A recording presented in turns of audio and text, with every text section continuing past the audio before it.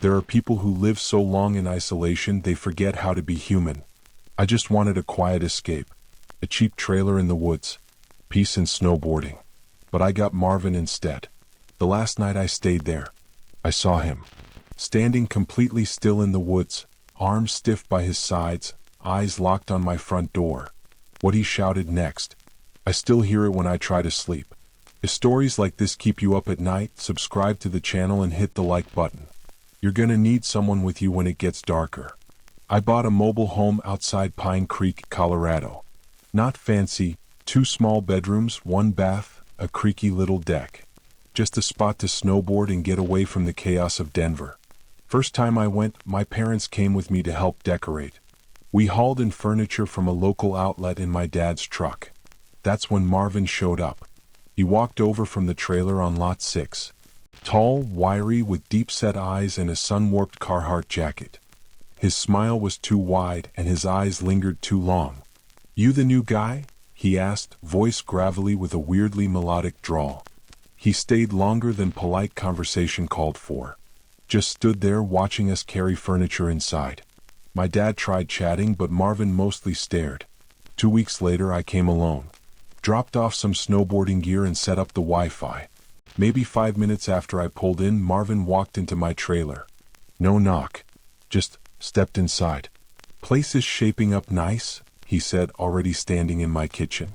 He offered me a beer and I didn't want to be rude, so I went with him to his place. His trailer was bigger, cluttered with tools and old junk. We sat on his deck. He handed me a Heineken. I asked how long he'd lived out here. 20 years too long. Every answer came with a bitter twist. Then he flipped the questions on me. When I told him I was from Denver, he scowled. "City folk ruining everything. You people come up here, leave trash, drive prices up, piss in the rivers." I tried to laugh it off, but his voice kept rising. His face flushed with anger. Then he pointed the beer at me like a weapon and growled, "You should have stayed where the hell you belong." I stood up, smiled. "Thanks for the beer." He didn't respond, just stared at his drink. As I walked back down the road, he suddenly yelled, "I'm sorry." I turned, gave him a thumbs up, but my heart was thudding. That night, lying on the mattress watching Netflix, I heard it, someone mumbling outside, cursing under their breath. I paused the video and listened. Stillness, but with a buzz of tension in the air. I peeked out. Pitch black. The woods were thick around the property. I couldn't see anything. My skin crawled. The next day Marvin came again. Knocked for 5 whole minutes, calling my name. "I know you're in there. Your car's out front," he said. I stayed in my room, barely breathing. He finally left. I didn't step outside the rest of the day. That night it happened again. This time I heard him before I saw him. Low muttering, then the crunch of leaves. I turned off the TV, stepped onto the deck and turned on the light. Marvin was standing 5 feet into the trees. His arms were limp, his face emotionless, just staring. The light must have startled him. He spun and bolted into the darkness. I slammed the door shut, locked everything, called my dad. He said to hold off on calling the cops, or I'd never be able to show my face there again. But within an hour Marvin was back. From outside he screamed, "City piece of a thief. We don't want you here. Leave." He was slurring, furious, unpredictable. And that's when it hit me. This wasn't a weird neighbor. This was a dangerous man. A man who'd spent too long without rules. I didn't sleep. I just waited for dawn. Next day, I packed everything valuable and left. I haven't been back, but I will be.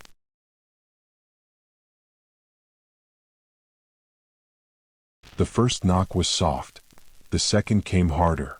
By the third, they were daring her to open the door. What the police found later made one thing terrifyingly clear. Whoever was out there wasn't trying to get in. They were waiting.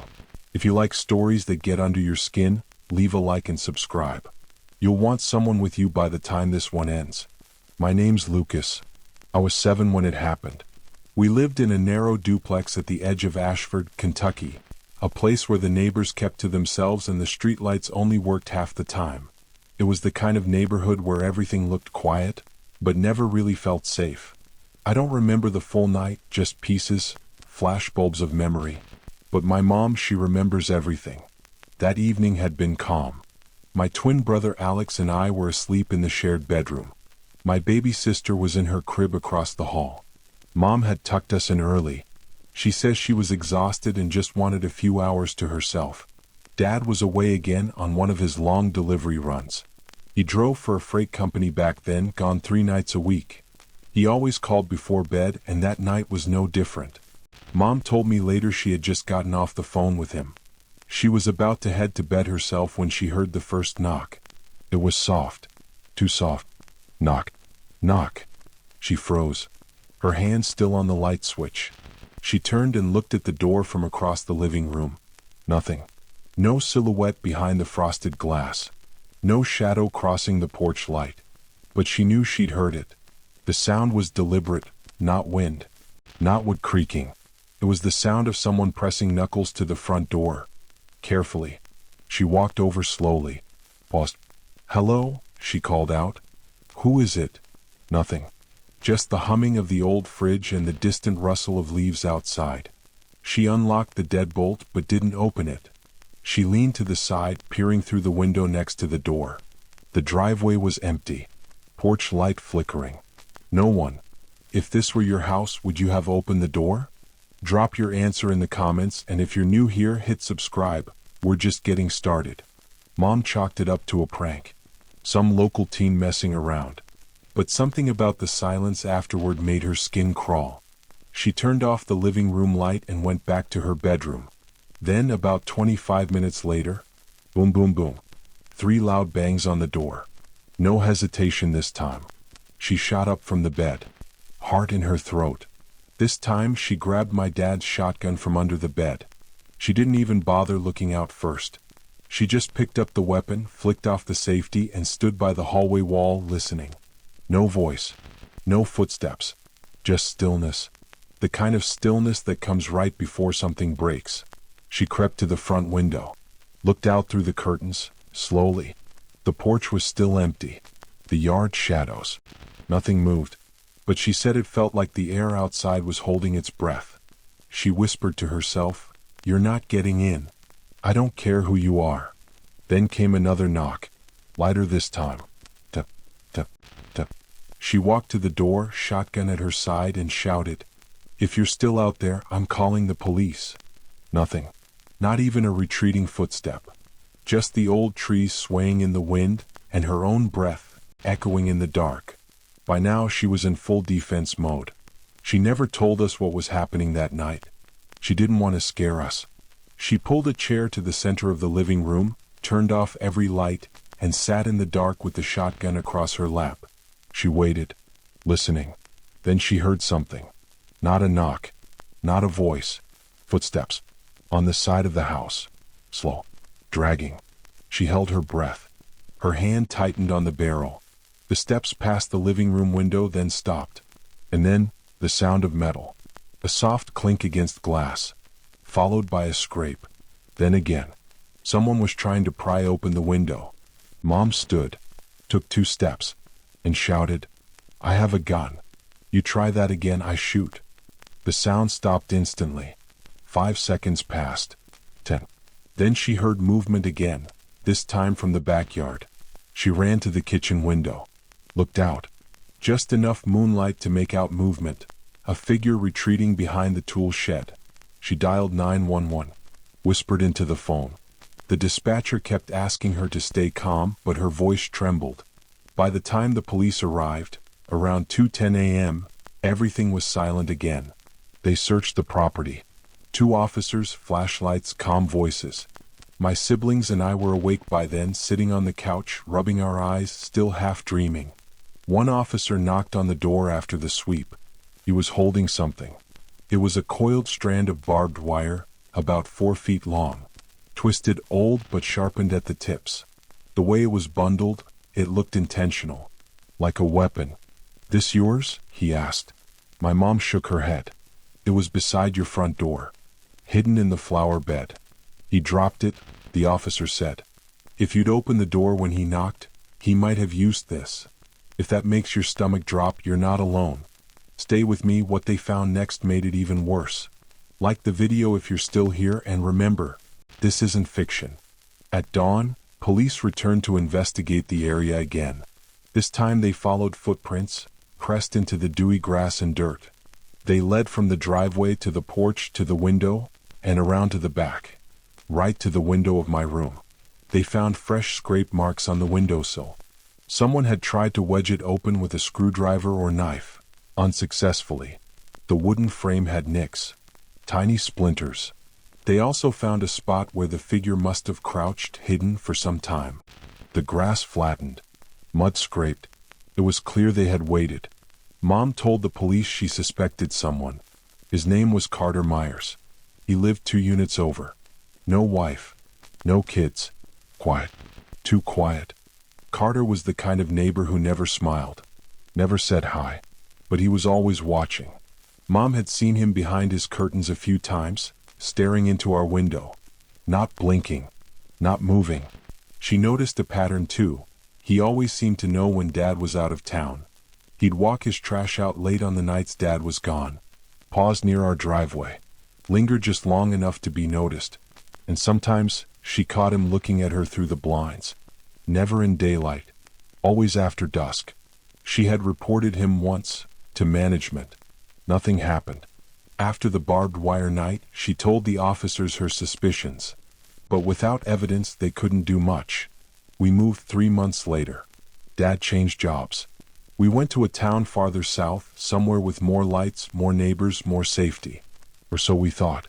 We never saw Carter again. But sometimes Mom would still wake up at night, startled by phantom knocks or imagined footsteps. She kept the shotgun by the bed until the day she died. And I still remember waking up that night, seeing her sitting in the dark with the barrel across her knees, staring at the door like it was about to open itself. She didn't say anything, just sat there, watching, breathing. They say the most dangerous people aren't the ones who scream. It's the ones who wait, patiently, silently, wire in hand. And when they knock, it's not always to ask if you're home. Sometimes it's to see if you'll be the kind of person who opens the door. Have you ever opened your door at night without checking first? Think about that. Then hit subscribe and click the card on the screen, because the next story is even more disturbing.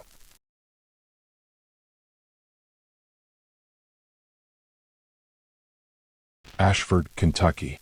Even in daylight, it was a place where you kept your head down. A place where houses slumped like they were tired of holding out against time. The paint peeled, the fences leaned, and the streets cracked under the weight of forgotten promises. And at night, Ashford belonged to the shadows. That's where we lived, at the frayed edge of Larkspur Lane, in a duplex that smelled of old wood, damp earth, and the faint trace of cigarettes from the neighbor on the other side. I was 7. My twin brother Alex slept in the bunk below mine. Emily, our baby sister, had a room across the hall. Our mother held it all together, barely. And that night, she would face something none of us would ever forget. That Thursday started like any other. Dinner was rushed. The kind of meal that filled your stomach but not your heart. Mac and cheese from a box, chicken nuggets, and canned green beans. We ate at the old Formica table, its surface scarred with years of dropped forks and forgotten homework scribbles. The air was thick with humidity clinging to our skin, making our shirts stick to our backs. The fan in the corner whirred uselessly, pushing warm air in slow circles. Dad wasn't home. He was out on a long-haul job, his truck miles away somewhere along the interstate. His voice crackled through the phone just before bed, full of forced cheer.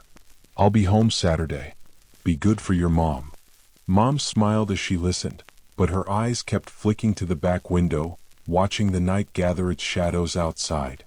When the call ended, she stood in the kitchen a long while, staring at the sink full of dishes she didn't have the energy to wash. The smell of burnt crumbs from the toaster lingered. A breeze pushed against the loose screen in the window, carrying the scent of rain on dry dirt. She tucked us in, Alex already half asleep, Emily whimpering until she rocked her quiet. "Night, night," she whispered, brushing hair from our faces. The house groaned as it cooled. Floorboards shifted. The walls sighed. Outside, crickets filled the air with their constant chorus, a sound so familiar we didn't hear it anymore. Mom moved through the dark house, checking locks out of habit. Front door, back door, windows. The night felt heavy. It always did when Dad was gone. Midnight. The house was quiet except for the hum of the fridge and the drip of the leaky faucet. Mom had just slipped off her shoes, sitting on the edge of the bed when it came. Knock. Knock. Soft. Measured. The kind of knock that wasn't meant to wake the whole house. The kind of knock meant for one person, the person listening. She froze. The sound of her own heartbeat filled her ears. Her eyes moved to the door of her room, to the dark hallway beyond. Knock. Knock. Again. She stood, bare feet sinking into the worn carpet. The shotgun was under the bed. Her hand hovered near the edge of the mattress but didn't reach for it. Not yet. She stepped out into the hallway. The living room stretched before her, bathed in thin stripes of moonlight that slashed through the blinds. The front door stood silent. She swallowed hard, forced her voice to be steady. Who is it? Silence. The kind of silence that makes your skin prickle. She moved to the window beside the door, pulled the curtain aside with one finger. The porch was empty. The yard beyond still. The neighbor's floodlight flickered once, then went out, leaving the broken fence line in deeper shadow. She let the curtain fall. Took a step back. Her hands were trembling now, just a little. What would you have done at that moment? Drop your answer in the comments, and if you're still watching, hit subscribe. This night is far from over. Mom backed away from the window, every instinct screaming that something wasn't right. She checked the lock on the door again. Deadbolt. Chain. Secure. Then the windows. Kitchen. Living room. All. Each latch clicked into place beneath her fingers, but it didn't ease the weight pressing down on her chest. She stood in the kitchen, staring out into the yard. The neighbor's floodlight remained dark. The broken fence looked wider now, like an invitation. She dragged the old armchair from the corner, set it in the center of the living room. Sat down. The shotgun rested across her lap now. The house felt smaller, the shadows thicker. Every sound, the tick of the clock, the groan of the settling walls, the soft patter of a breeze against the siding, felt amplified. Her eyes stayed on the door, and she waited. The night wasn't done knocking. Mom wasn't done waiting. The minutes dragged, thick as molasses, stretching the quiet into something unbearable. Mom sat motionless in the armchair, shotgun balanced across her lap. The house felt smaller now. The walls seemed closer, the air heavier. Every sound was too loud. The tick of the wall clock. The fridge's intermittent hum. The subtle creak of wood as the old house settled into the night. Her eyes never left the door. The figure she thought she'd seen at the fence, had it been real? Or had her mind conjured it, born of exhaustion and fear? The storm of thoughts swirled, but her body remained still. Watching. Waiting. Then, knock, knock, knock. Louder. No more polite tapping. These knocks had weight, intention. They echoed through the small house like gunshots, making Emily whimper softly from her crib, Alex stir in his bunk. Mom's breath hitched. She stood slowly, the chair groaning beneath her. The shotgun felt heavier now, its cold metal a lifeline and a burden all at once. She crept to the window by the door, heart hammering so hard she felt it in her throat. Parted the curtain a sliver. The porch, empty. The yard, still. But she felt it, that someone was out there. She called out, firm but with a crack she couldn't hide. Who's there? I'm armed. I will defend my home. Silence. A silence so complete it rang in her ears. But then, somewhere beyond the fence, a shuffle. The crunch of a shoe on gravel. Her pulse spiked. Imagine it's you in that chair, shotgun in hand. Would you stay silent or call for help? Tell us in the comments. She backed away from the door, breathing shallow, listening as hard as she could. The house seemed to hum with tension, every corner hiding imagined threats. She checked the locks again. Deadbolt, secure. Chain, tight. Windows, latched. Her mind raced. Call 911? Wake the kids. Wait and see? The weight of choice felt crushing. She stood in the kitchen, staring out the window into blackness. The yard was a void now. The broken fence a gash in the dark. Then, a new sound. Metal on metal. A faint, scraping whisper. She froze, every muscle taut. The sound came again. Deliberate. A tool against glass. Someone was at a window. She stepped softly down the hall, shotgun raised, breath held tight in her chest. At Alex's window? Emily's? Hers. The scrape came again. Closer now. She stopped by the living room window, dared a glance through the edge of the curtain. The figure was there. Closer than before. Crouched. Working at the frame with something. A screwdriver? A knife? Her hand clenched the shotgun so tight it hurt. She spoke, loud enough for whoever it was to hear. I see you. I have a gun. Try to get in and I'll shoot. The scraping stopped. The figure froze. A long, terrible pause. Then, slow movement. Backing away into the dark. But not fast. Not afraid. As if weighing the odds. She stayed by the window, heart slamming, watching the shadows. The figure vanished behind the shed at the edge of the yard. She couldn't see him anymore. But she knew he was still there. The air in the house felt thin. Each breath burned. Her hands trembled now. She forced herself to steady them to keep the gun level. Emily let out a soft cry, unsettled by the tension that thickened the air. Alex muttered in his sleep, rolling over. Mom retreated to the phone, hands clumsy with adrenaline. Fingers shaking on the keypad. The dispatcher's voice was calm, practiced. 911, what's your emergency? She spoke fast, voice low, glancing constantly at the window.